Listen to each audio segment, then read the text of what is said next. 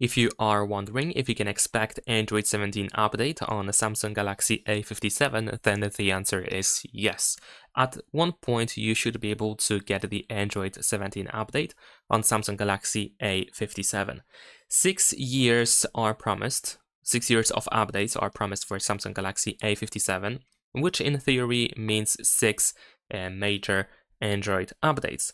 And since we are starting on Android 16 or with Android 16, naturally Android 17 is included with that list of updates. Unfortunately, I cannot really specify when exactly you can expect Android 17 to be rolled out on Samsung Galaxy A57. It is impossible for me to tell right now as I am recording this video because there is simply no information about Android 17 yet. No information at all, and of course Samsung may have a slightly different date. Most likely it's going to be a slightly different date than the official release of Android 17. Usually, of course, these smartphones tend to have these updates slightly delayed in order to prepare actually all the necessary updates and features and so on and so forth. So unfortunately, it's hard for me to tell, but surely at one point you should be able to get Android 17 on this phone. Leave a like and subscribe.